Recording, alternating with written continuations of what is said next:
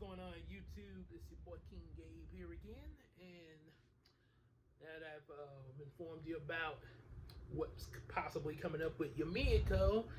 Um, give you a little heads up on Star Striker 2000.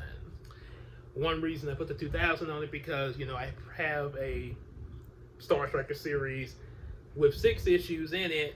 So yeah, kind of had to put a little something to put a difference in, okay, the first Star Striker series, 6 issues, he's 7 years old in this one.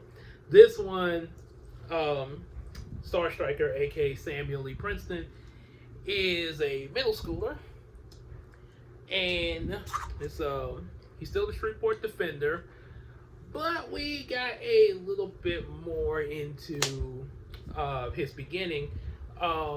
A lot of which writing Star Striker this time for this particular comic series 2000 is actually, first of all, it's going to be in the same universe as Yumiko, but in a different part of Shreveport. Matter of fact, they both even in Shreveport, but different areas of Shreveport. And I plan that eventually, after so many issues, they'll eventually, they keep going on, and then eventually they meet up. And not shortly after that, you'll get a new comic series, Dream League series. The kids that will be done built up in Star Striker 2000 and Yumiko all come together, one big team, the Dream League, which of course, Dream League comic series, sort of like similar to Batman series, and then you had the Superman animated series, and after that we had Justice League series. Yes, I know there was also Batman Beyond, where they tried to go to the future and all that, and also Static Shock, and much later we got Zeta Project. However, though, which I know a lot of the backstory behind that was because trying to get the Justice League series didn't quite pick up right away immediately after Superman, so they went with the Batman Beyond series. But then eventually they did get the Justice League series, but they still had to continue their Batman Beyond series and finish it up, which is why in the later seasons of Batman Beyond you get like the cameo of the Justice League. Well, I guess the Justice League of the Batman Beyond's time period, with an old Superman that's still kicking, as Bruce Wayne would say, "I'm too stubborn to die." So yeah, pretty much like that.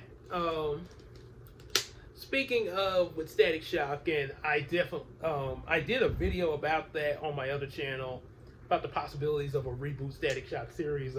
That's definitely something I want to do on this channel. Probably some of the stuff I'll probably say in there will probably be similar to what I've already said in the previous video. And you're like, well, why don't I just re-upload that video onto here? Well, yeah, I kind of want it to be fresh, because I might take a listen to some of it and see, because sometime in certain videos I might mention about something coming up for that time, so it would be kind of out of place to re-upload now. So yeah, I have to take a listen to that to see, sort of like my thing about space. Well, anyway, to keep from getting off topic, it's almost like an ongoing train. So I'll have something like that coming up.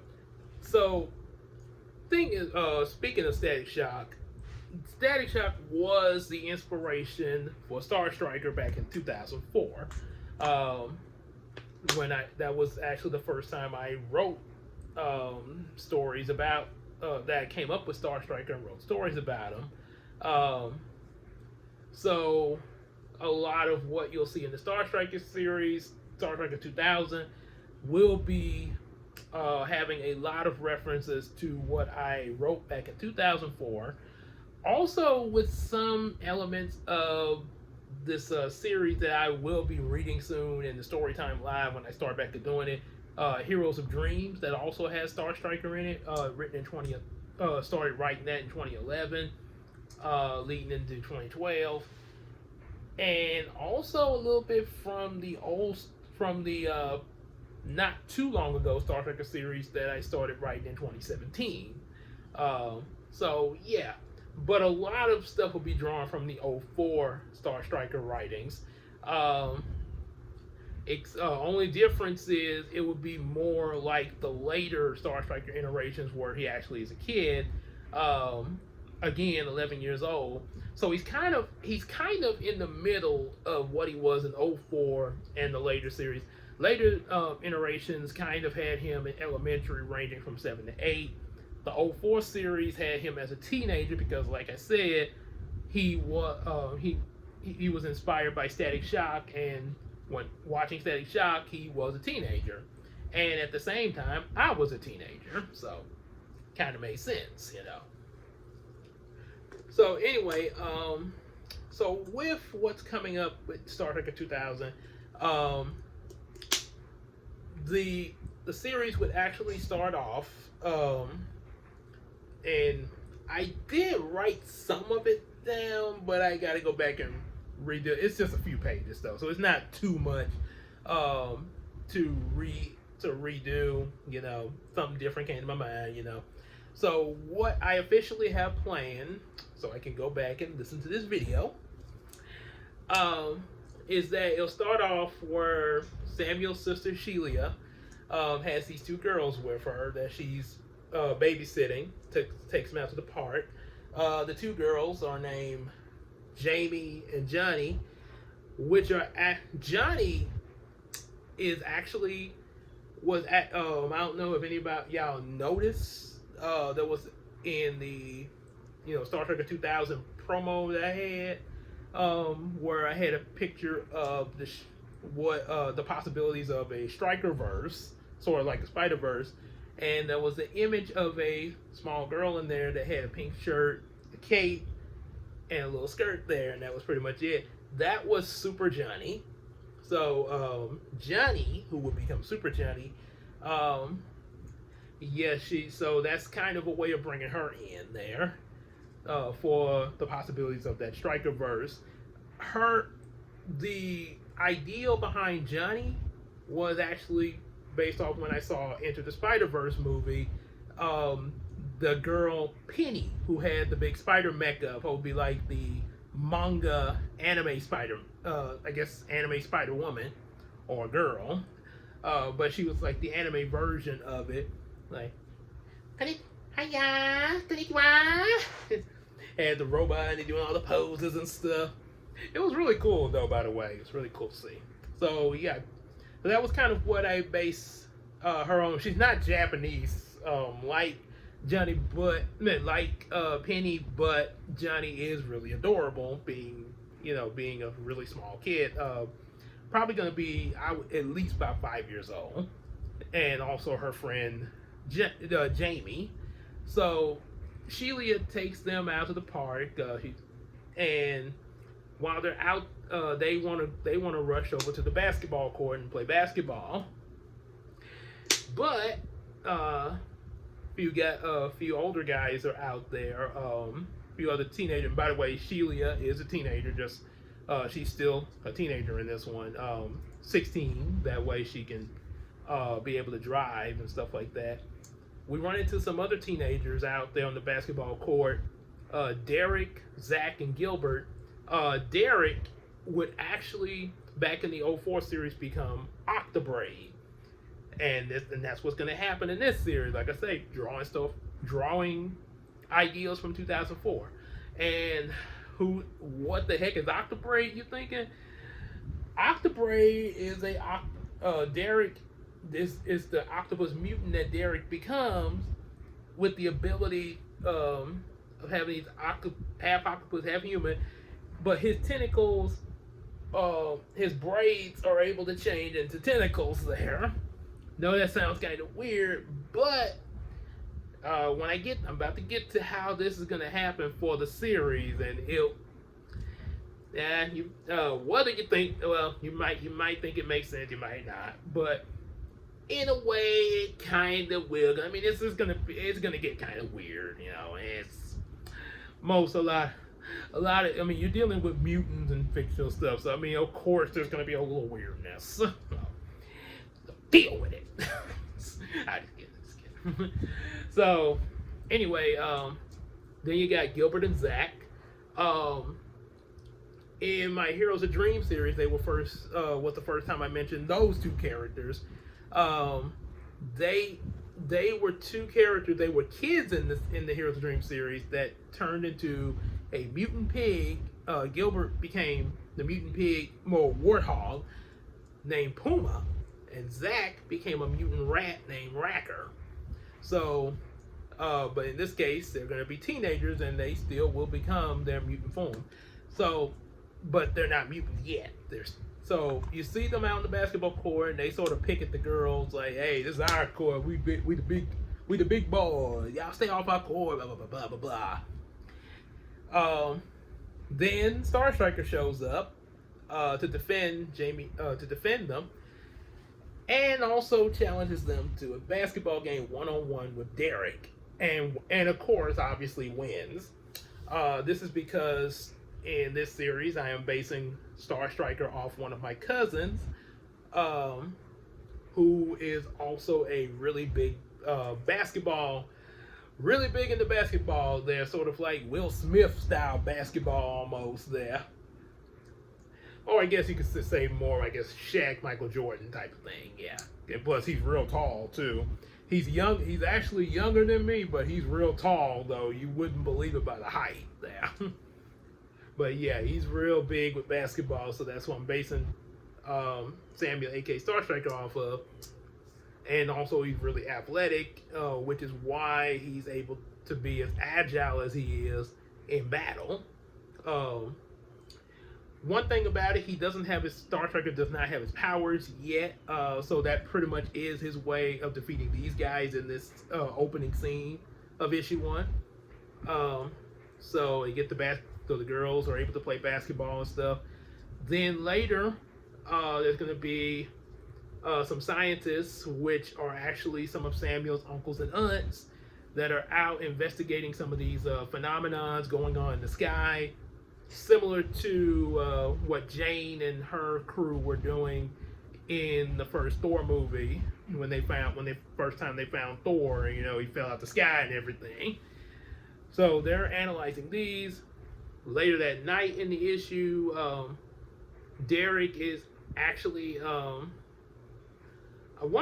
Derek is actually out with his parents, or better yet, I think how I have it set up. He's out with his or maybe he's actually out with the two other boys that we saw that I mentioned earlier.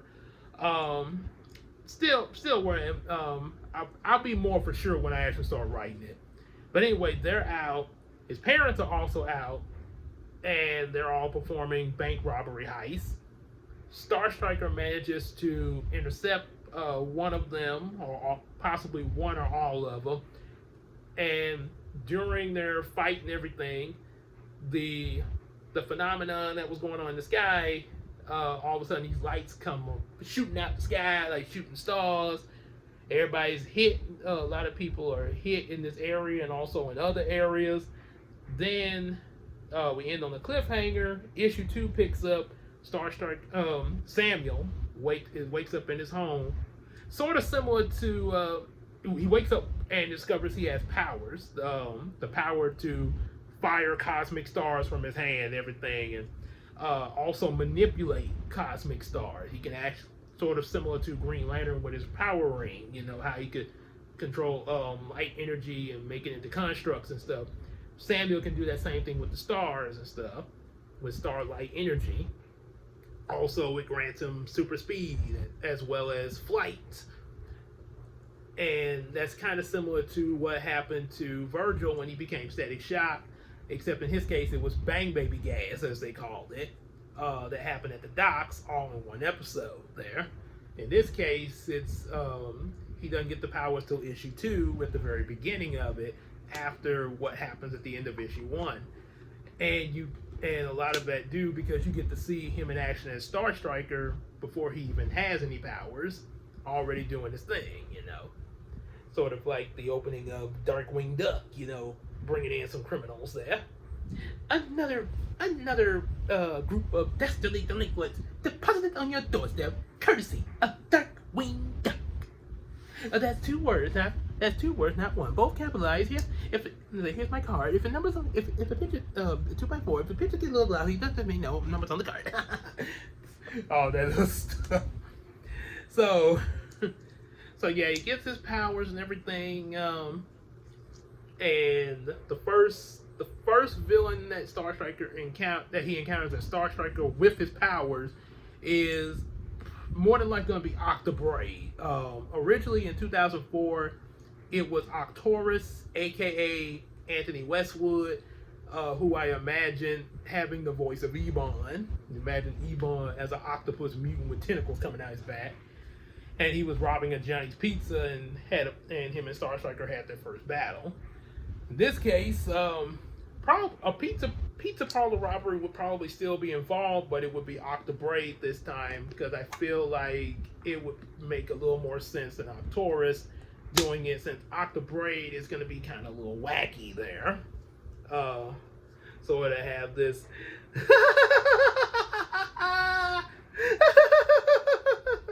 almost kind of Jokerish type of thing going there.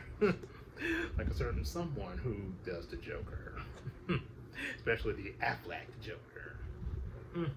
So anyway, he got that going. Then he would encounter, in later issues, he would encounter, of course, Arcturus, aka Anthony Westwood, his wife, which will be Sharkina, aka Olivia. Originally Derek, aka Octobraid, and his parents, Arcturus, and his parents was actually Arcturus and Octilia, and he had a little sister, Octaria. They was just an octopus mutant family. But I wanted to change that up a little bit to sort of have some diverse in the different mutant forms there. So you still have two of them being octopus mutants. Only reason why, because Arcturus is sort of in traditional tentacles coming out my back. Octobraid kind of has the weird thing of the tentacles forming out of his braids there. I'll work on how that works, but hey, it gets weird. The mother, of course, this time, instead of being an Aqua Mutant 2, would actually be a shark mutant, Sharkina, and this is actually due to that idea. Sharkina was originally Shark Lady from the 04 Star Trek series, when Arcturus and his family had kidnapped Angela, who, of course, we know Samuel has Samuel, aka Star Trek's romantic interest, had captured her and turned her into a mutant, which was known as Shark Lady. When they got her back to normal, and then several stories later, she ends up becoming Bubble Girl, which now we have Bubblina in a whole different series, in a whole different universe. So because of that, that's another reason of the change there, and also for diverse of mutants. So Sharkina is instead this time the wife of Arcturus and the mother of Octobraid. Puma and Racker, who were once Gilbert and Zach, they are actually cousins of Derek, actually his cousins, and their dad is Anthony's brother, Devon, who becomes Rexon. At least that's what I'm going with for now. But now that could possibly change because of another ideal that I have in mind. But if I go with the Rexon idea, sort of the T-Rex in a suit kind of guy, I will try to find a way to work it into a future ideal of mine, which is called Dino Magicians. So, like you say, cross that bridge when it gets there. Sort of like the way Marvel does with their MCU. They pretty much were winging that whole thing, and look where they at now. They had no idea it was going to get this far after Avengers, but It did. So you got to give him credit for that. So possibly Rexon, um, and then instead of Octobraid having his little sister, he would have a girlfriend, um, Vicky, who becomes Sia, the Snake Woman, and she is also wait, no, I take that back. No, wait, I take that back. No, Derek, aka Octobraid, he is not related to Puma and Raka. Okay, now why I said that? Okay, that's a retraction. They're not related. Um, the only reason they know, but they're real good friends with each other. Um, friends with each other, um, after this whole mutation thing, this then their dad is of course introduced to Octobraid and Octorus, for them to work together, as well as um, Rexon's niece Vicky, who becomes Sia the Snake Woman, and also Octobraid's girlfriend there. Vicky, aka Sia, was originally named Candace in the other Star Striker series where she was first introduced and becoming the Snake Woman Sia, but decided to change it to Vicky. Thought that might sound a little better for a human name. So there's that, and there's also the chances of, sorry about that, other villains like I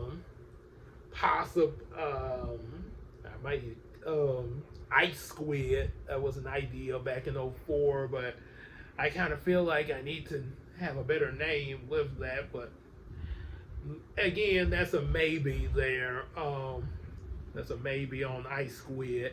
But there will be some other villains as well. Also, some other heroes that come up. The thing with Yumiko, you got a lot more kind of adventure and magic based type of stuff going. Sort of like if you took your different animes like Digimon, Pokemon, Yu-Gi-Oh, and mixed it in a blender with, say, the new DuckTales series and possibly a dash of Beast Wars. Yeah, kind of like I say, adventure and mystery and stuff like that there.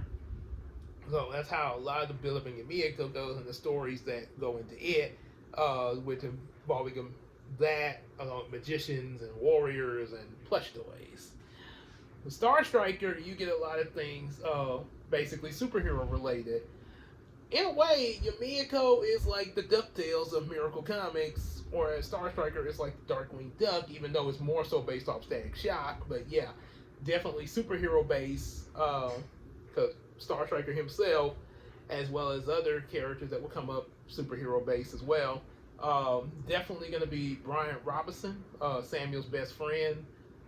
Since Samuel is 11, Brian is actually going to be 8 in this one, younger than him, because in 2004 they did have an age difference between them, sort of making Brian sort of like his Robin.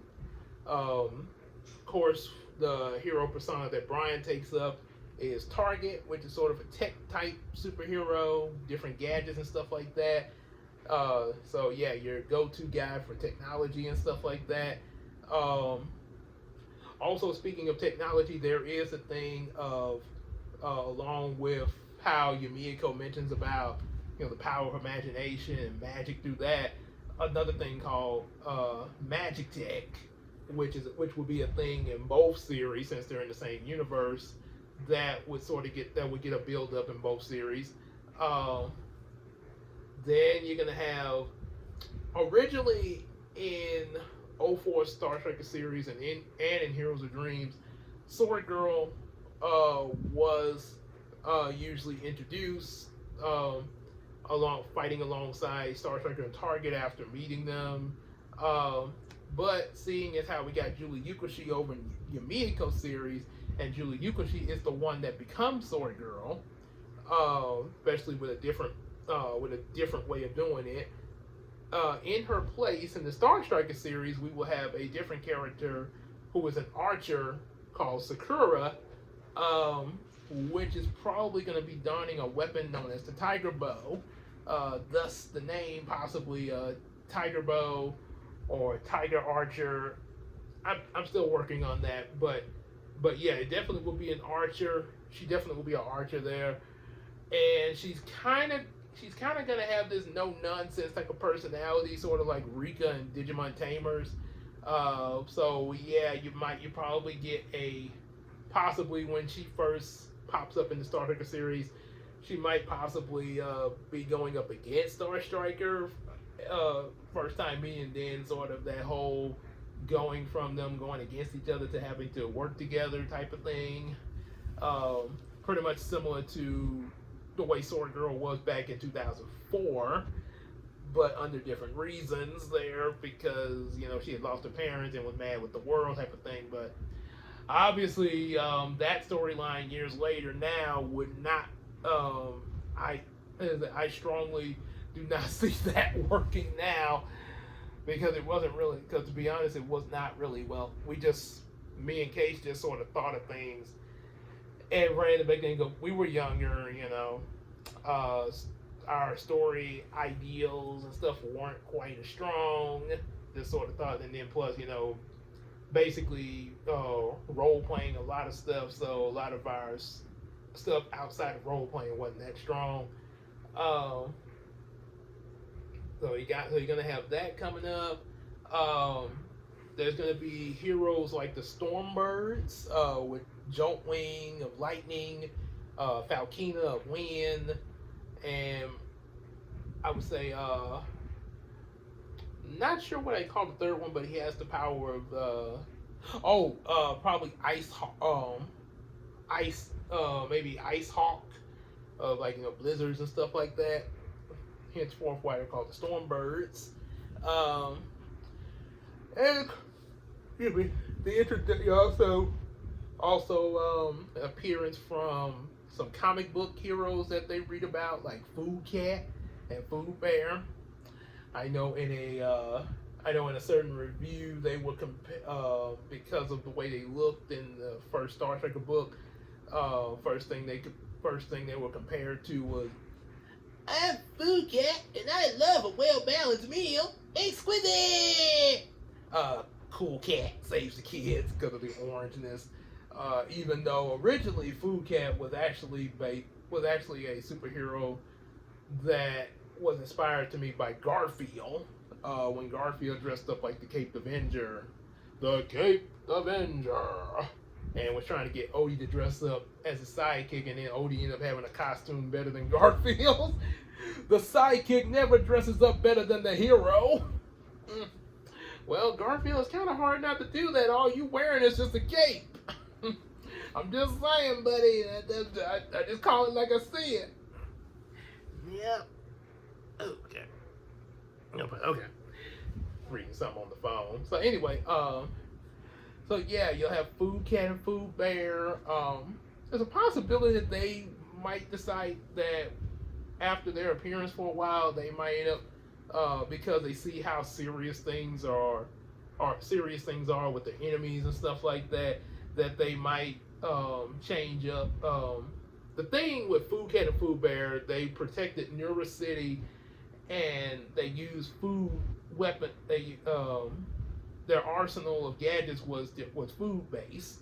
Like you had the banana ring, sort of like the battering, but a banana. And it would hit the villain, fall on the floor as a peel, and then serve as a secondary effect where the villain would slip on it. And also there was the thing of them sort of being Food Cat and Food Bear was supposed to be sort of referencing Adam West and the Adam West Batman type of style, with the punch, boom, boof.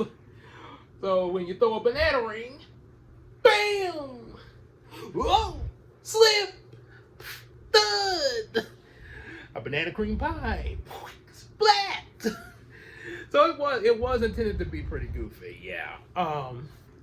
But yeah, upon seeing Especially you have villains like the evil Carl. What, you couldn't think of a better name than that? Well, at least his name's not. Well, at least his name is not from a dish soap like Ajax. He got his name from a dish soap. What's the matter? Dove wasn't available. So anyway, so they'll see how serious this got, and probably decide to change from Food Cat to possibly something like Night Strike Cat or something like that, sort of more like serious Batman style. Not sure about Food Bear just yet. And I tell you what, and this just hit me while I'm making this video. Might possibly go from Food Cat and Food Bear to him becoming Secret Cat. And maybe that, no, I'll retract that. I'll retract it because then that'll sound too much like Secret Squirrel from Hanna-Barbera. No, I ain't gonna do that. Don't want to be that close sounding, yeah. So, but yeah, we'll figure it out though. Then of course they'll have Ultra Cat, sort of like their version of Superman. Excuse me, Ultra Cat. Then, how about that? Then of course, yeah, there would be some other heroes like I mentioned. Johnny and Jamie becoming Super Johnny and Super Jamie, sort of a reference to when me and Quintus back on one of my VHS tapes did Super Gabe and Super Quintus, where we just had on some bath towels for capes and was punching around a stuffed turtle and stuff like that. Time for me to destroy the world. What shall I do first? Ha ha! You shall do nothing! Pow! Fly high with me! So, there'll be that. And of course, another thing I mentioned earlier, the Strikerverse, which would introduce, I know I mentioned Super Johnny already. Possibly might be another Star Striker that might pop up, sort of similar to how, when you had Miles Morales interact with that other Peter Parker that sort of had a little belly on him. It's like, what happened to great power comes great. Don't you dare finish that sentence. So maybe something like that. Possible of Shelia becoming a striker. Maybe Starlina or something like that to join the fight. There might possibly be a Star Rio. And then of course you might, we already mentioned Food Cat, Ultra Cat. Then you might also possibly have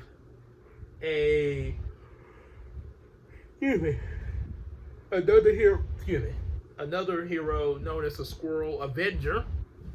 The Squirrel Avenger was actually an animal version of Star Striker that I came up with it at one point. Didn't really go too far with that idea, but yeah, it was there. But it was, again, like I mentioned, it was an animal version of Star Striker, and he had a sidekick, which was a talking squirrel named Dashtail. That's where the thought of Dashtail came from, and now, Dashtail is actually going to be an actual squirrel in the Miyako series as Brownie's best friend, my little buddy. Yep. So there's that coming up, and I think that's pretty much what I got there. Pretty much what I got. So, yep. So I got, and I guess maybe the next vlog video that I probably come up with will be discussing about Static Shock. But until then, make sure you like, subscribe, buy some comics, support us on Patreon, yada yada yada. And we will see you guys later. Bye bye.